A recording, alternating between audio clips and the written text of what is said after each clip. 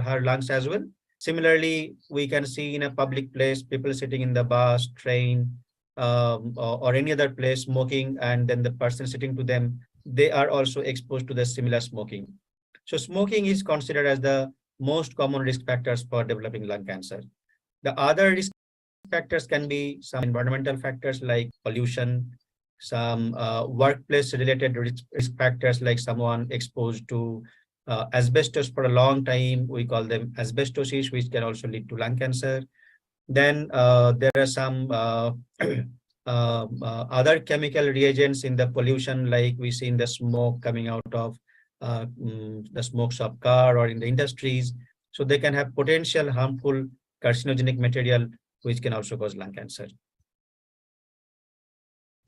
Thank you, Dr. Mondal, for sharing the different types of primary risk factors associated with lung cancer and its development. So moving to our next question. So like you mentioned about smoking. So how does smoking tobacco contribute to the increased risk of lung cancer? And are there other environmental factors that can lead to its development? Yes, so as I was saying that smoking is considered as the primary or most common risk factors behind developing lung cancer. And the statistics says that 80 to 90%, and for some specific type of lung cancers, probably more than 90% of the cancers are actually because of the smoking for a long time. It all depends on how much someone is smoking. We call it as pack years. So if someone is smoking 1 pack every day for 20 years, then we call it 20 pack years. So this pack year has a very strong correlation with development of lung cancer. Someone smoking more will have a higher risk factors of developing lung cancer. Now, other than smoking, the other risk factors, like I have already told you, the environmental pollution. There are a lot of products coming out of, like we call them benzyl products or the benzene derivatives, which are very common in industrial pollutions. Then the second, smoking, which I was telling, that someone sitting beside to a chronic smoker or a smoker, someone is smoking. And then in our country, in India, people cook with coal. So the smoke out of that, coming out of that, and the smoke arising out of the cooking, most of the time the kitchen remains closed and someone keeps on inhaling those materials for a long time. It has been seen that the kitchen smoke is also a significant risk factor for this type of population, right? Very small group of lung cancer patients may be attributed to some genetic risks or some genetic risk factors, some genetic mutation which is present in their body already, like a specific mutation known as BRCA2 mutation. So we can discuss that in some later part of this discussion. But in general, these are the risk factors. Yeah. So thank you, Dr. Mondal. You explained the details very well in great depth. And thank you for sharing the data. So moving to our next question. So what are the different types of lung cancer and how do they differ in terms of their characteristics and treatment approaches? That's a very good question. Like broadly, we divide lung cancers into small cell lung cancer and non-small cell lung cancers. The small cell lung cancer has been seen to be very, very strongly associated with chronic smoking. Heavy smokers, they tend to develop more small cell lung cancer. Again, these non-small cell lung cancers, they have multiple other types. The commonest ones we say adenocarcinoma and squamous cell carcinoma. There are subtle differences between the way that these three major types behave. Like a small cell lung cancer, by the time they are diagnosed, most of the time they are very, very advanced. Many a times we see that the patient is already having a metastatic disease. That means the tumor has already spread to other organs. So that is how most of the small cell lung cancers present. The non-small cell lung cancers on the other side can present to us in an early stage, and we can detect the tumors in an early stage. The tumors, when the person comes to us, might be in stage 1 or 2 or 3. And of course, there is a risk that the patient can also present at stage 4. The adenocarcinomas, typically they occur in most commonly in women and a person who is a never smoker. So never smoker, women, Asian population, they have a higher risk, or they are the population who develop adenocarcinoma commonly. The squamous cell cancers are again associated mostly with smoking. Prognosis wise, the behavior wise, adenocarcinomas are probably the best among all them. They respond to treatment very well. Mostly they are diagnosed at an early stage. Usually they they harbor some kind of good mutations against which we have some specific therapies available, to which the tumor responds very well. And treatment wise, of course, there are some differences, like most of the small cell lung cancers, when they present to us, they are pretty advanced. So most of the time they may not be cured, and we offer palliative symptomatic treatment in EV or some targeted therapy, immunotherapy, giving some radiation to control the symptoms. And if fortunately they come to us in a relatively early stage, then we try to give them chemotherapy, combining them with radiation. And then we also try to incorporate radiation to the brain. We call it prophylactic renal irradiation. So these are all part of the treatment strategy. And then when we see the non-small cell lung cancers, so if they are coming to us with an early stage, we try to do surgery and giving them a chance of cure. Many of the times that the patient may not be fit for surgery, but still an early stage tumor, then we have a very advanced treatment option known as stereotactic body radiation therapy, a very precise form of radiation that can give or that can offer almost equal chance of cure compared to surgery. Little bit more advanced tumors may need comprehensive management. They might require chemotherapy, surgery, radiation in different permutation and combinations. When the tumor comes to us at a very advanced stage or metastatic tumors, mostly the goal of treatment remains palliative.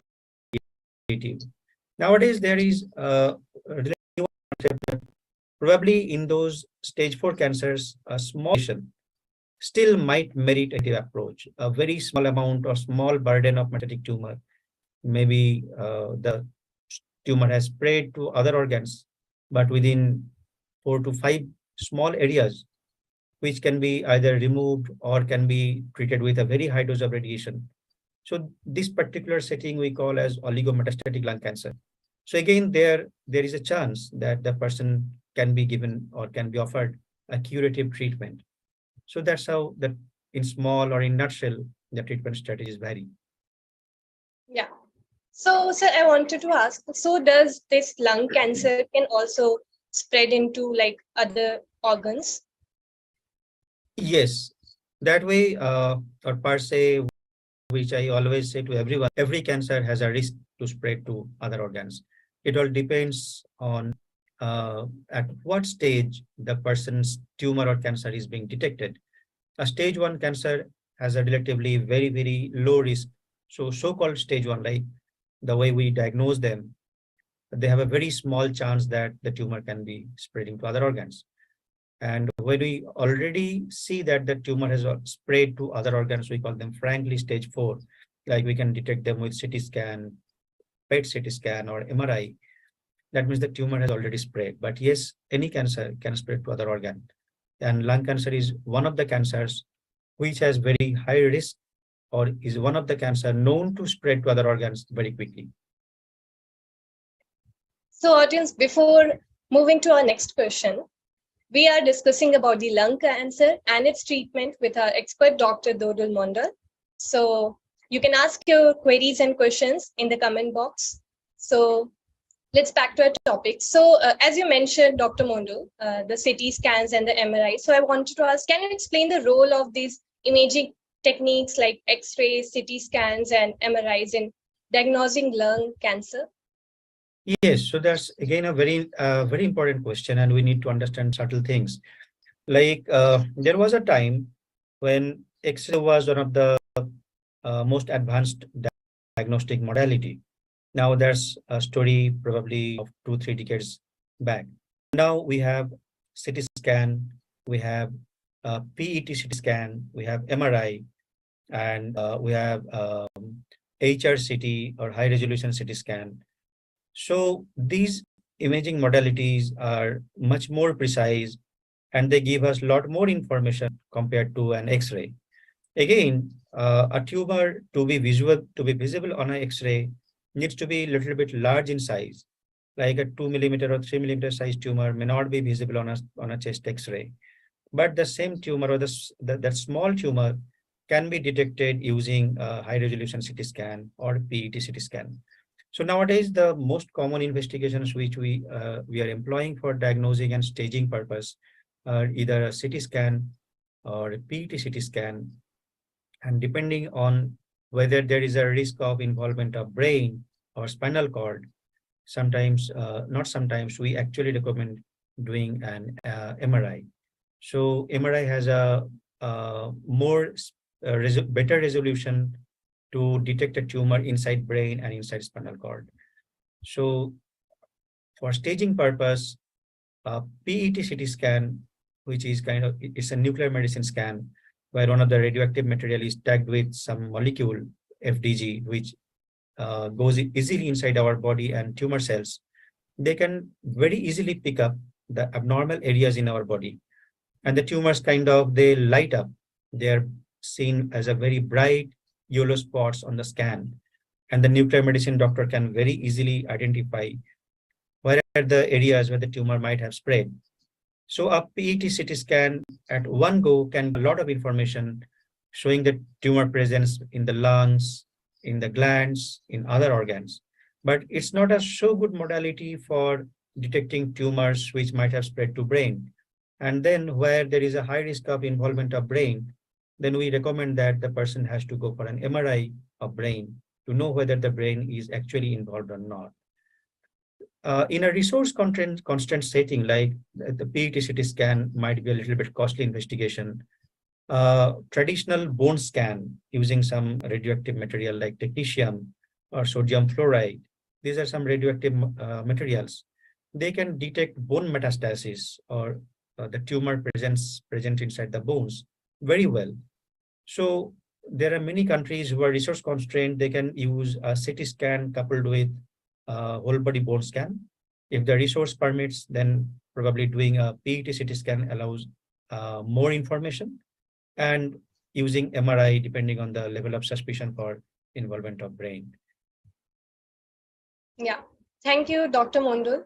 So, what are the latest advancements in lung cancer treatment, including targeted therapies, immunotherapies, and chemotherapy? Again, a very interesting question. Let me divide it into two parts, or three parts actually, because in cancer treatment, there are three main pillars. One is surgery, second, radiation, and third, systemic therapy. And in the systemic therapy, then we call them either chemotherapy or targeted therapy or immunotherapy. Now, surgery, it all depends on the stage. And in the surgery, then there are newer developments.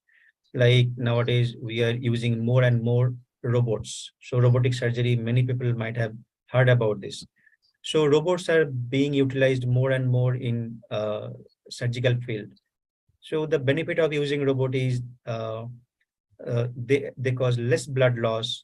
The hospital recovery is very quick, and sometimes they allow greater precision for during removing the treatment. Now coming to radiation, in last 1 or 2 decades, we have actually seen marvelous development in the field of radiation oncology. So we now use respiratory gating. That means the radiation beam synchronized with movement of lung tumor, because we know that lung is a breathing organ, and with respiratory movement or breathing movement, lung can move up and down, front and back like that. So the tumor has also a chance to move with respiration. So there is now this new modality known as respiratory gating, which tracks the tumor motion and synchronizes the radiation along with that movement. So the tumor is never missed out of the radiation field. Now, I was talking about stereotactic body radiation therapy, or SBRT. That's again a very novel radiation technique where we give very, very high dose of radiation in either one sitting or maybe up to 5 sittings, depending on the size of the tumor, location of the tumor. And that radiation is quite akin to the effect of surgery. Many patients may not be able to go for the surgery for different reasons, or simply someone might refuse surgery, that I don't want to go for surgery. but still it's a stage 1 or stage 2 cancer having a high rate of chance of cure. So SBRT is the solution in that particular situation. Of course, in a someone has to be very trained and have to have all the necessary gadgets. So again, someone having a metastasis to brain, but very small in size or very limited in numbers. So for example, maybe 4 or 5, we do stereotactic radio surgery or so that's again very high dose of radiation with sub-millimetric accuracy, very precise, very high dose radiation like a spot and not missing the tumor. So these are all like very, very recent advancements in the field of radiation. In last couple of years, we have been hearing about proton, carbon ion. So these are again different types of radiation which give certain advantages over a traditional way of treating the tumor with radiation. Now, it all depends on the resource available, the available resources, the cost, the affordability, the background training of the treating team. So, and which part of the world the person is sitting in. So, all are factors which finally decides about or finally helps us in deciding one particular modality to treat. Then coming to the systemic therapy, like we all know about chemotherapy, we have been hearing about immunotherapy, targeted therapy. So chemotherapy is a traditional way of treating cancers. These are drugs which have the ability to kill the cancer cells, but at the same time, they can cause damage to normal tissues to a greater extent. They can cause nausea, vomiting, they can cause bone marrow suppression, giving rise to low blood counts, more risks of infection. So these are some very known common side effects of chemotherapy. And now we are having newer forms of therapy like targeted therapy, like immunotherapy. So as I was telling that there are different nature or different types of cancer. The adenocarcinomas, they harbor a lot of mutations. Of course, some other cancers can also have similar mutations. Now, when there is a targetable mutation, we prefer to use some kind of targeted therapy, right? So these are specific molecules which are very, very specific in their action in a way that they selectively hit the cancer cells, largely sparing the normal healthy tissues of the body, so that the cancer cells can be destroyed, but the side effects are not that much compared to chemotherapy. Immunotherapy is the latest addition to that basket. So it's like some medicines or molecules which increases our own immunity or the immune cells of our body, which can fight against the cancer cells. So it's not like boosting immunity, but it's like these particular medicines use our immune cells to make them stronger so that they can identify the cancer cells and kill them selectively. So these are latest additions and innovations in cancer treatment. Thank you, Dr. Mondal, for sharing a lot of information about the latest advancements in lung cancer treatment. So before hopping to our next question, viewers, eGlobal Doctors is one complete healthcare platform solutions for all your medical related issues. And मजे की बात ये है that you have these services available to you at your fingertips without breaking your bank balance and without driving all in the comfort of your living room. So moving to our next question, Dr. Mondal. So as we discussed about the treatment, symptoms, and risk factors, so how does staging help determine the extent of lung cancer and guide treatment decisions? What are the stages of lung cancer? So traditionally, all cancers, including lung cancers, are divided into stage 1, 2, 3, and 4. So roughly, we always say that stage 1 to 3 means the tumor is located within the organ of origin, or it has just spread a little bit away from that organ. So like for lung cancer, stage 1 and stage 2 is definitely very well within the lung parenchyma or the lung tissues, which helps in our breathing. And then when the tumors are a little bit away from that and are present in our glands inside chest, we call them mediastinal glands or different other glands. Those will be very technical terms I don't want to use here. But it's like the tumor is not exactly within their site of origin, but has spread a little bit away from that origin, but not outside lung. That you can consider as stage 3. Now, stage 4 nowadays has a little bit variation, like someone coming to us with a collection of fluid inside lungs or pleural effusion, we say, that can be a stage 4. Again, someone coming to us where the tumor has spread to other organs, like it has spread to bones, it has spread to liver or adrenal gland or brain or any other part outside lungs. Again, we call them stage 4. So every cancer can be divided into stage 1, 2, 3, 4 most of the time. Now, how does it help in decision making for the treatment? Now, barring stage 4, stage 1, 2, and 3, they are considered as curable. So the person has very high chance of cure. The chance of cure is maximum with stage 1 and stage 2. It can be as high as 80 to 90% to 95%. In some series, they have said that 95% patients can be cured when they're in stage 1. The same thing when it comes to stage 3, the cure rate goes down a little bit. It might be 60 to 70% or 75%. Again, when it is stage 4, the chance of cure becomes a little bit lesser. It might be, so in today's time, we can expect like 50% or 60%, that even when they are stage 4, that much cure rate can be expected. It also helps us in deciding or determining whether we have to go with surgery, or we need to add chemotherapy, or we need to give radiation, or you need to use all of them. And then sequencing, how to start the treatment, whether to begin with chemotherapy, then go for surgery, or whether to give with start with a combination of chemo, radiation, and then go for surgery, or to start with surgery and then adding chemotherapy or radiation, like that. Thank you, Dr. Mundu. So as we have discussed about the stages, types, and all things, so are there any preventive measures or lifestyle changes that individuals can adopt to reduce the risk of lung cancer? Oh, yes, there is a very simple preventive measure: stop smoking. Cessation of smoking, and a never smoker has a very, very low risk of developing lung cancer, which are mostly coming from the environment. Like I was saying, pollution may be a big factor. Chronic exposure to other kind of smokes like kitchen smoke, exposure to asbestos, right? So those risk factors still might persist, but 80 to 90% of lung cancers are because of smoking.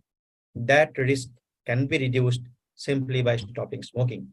Now, there is a big lobby of tobacco industry. Who is going to stop them? That's a big question. So we need laws. We need to enforce laws against public smoking, smoking in and around schools or educational institutes.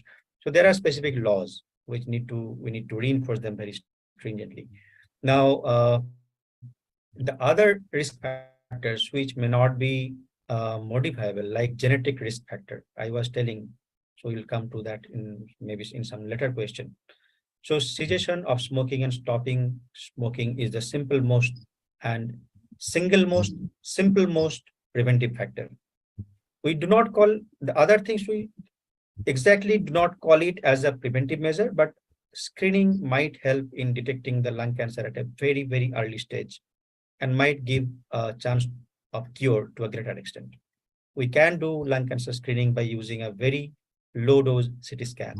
That's recommended for high risk population who are smokers or who are being exposed to smoke for a long time. We can use this screening methodology to detect the lung cancer at a very, very early stage. Thank you, Dr. Mondal, for sharing the information about the lung cancer and genetics affecting the lung cancer. So my last question is, like, what is the importance of a multidisciplinary approach in managing lung cancer, and how do oncologists like you and surgeons, radiologists, and other healthcare professionals collaborate to provide comprehensive care? So this is probably the best question what we should understand as a whole. This gives a holistic view of cancer management. Now we are living in an era where one person may not do or may not be able to do everything. The things have every week, every month, there are so many new information coming in, so many new treatment modalities are coming in, that it becomes difficult for one person to keep up pace with all of the recent developments and do the entire treatment all alone. So there lies the necessity to have a group of doctors And that starts from the chest physician. Usually they are the first one to have an interaction with them, diagnosing them.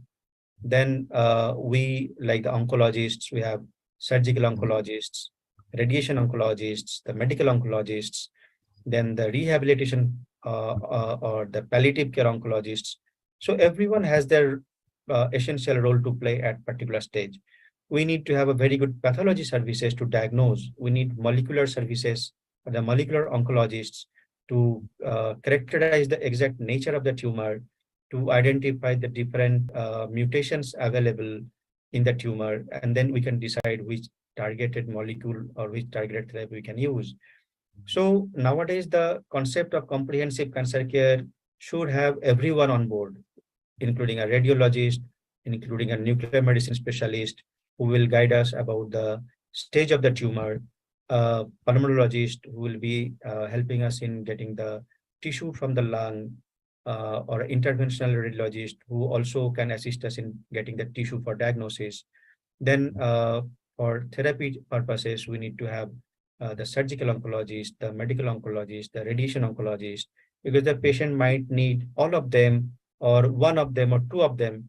We need to discuss based on all of the available findings that what treatment is best depending on the stage of the patient, their performance, their condition of general health, and all these things.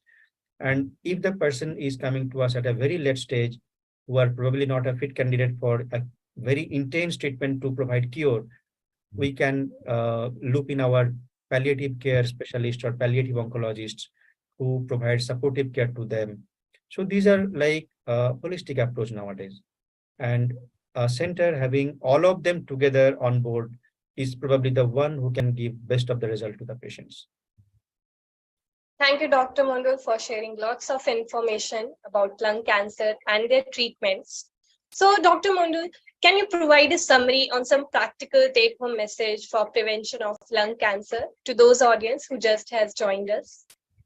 Yeah, definitely. So to summarize, lung cancer in most of the time is a cancer of lifestyle, and 80 to 90% of lung cancers, they occur because of smoking.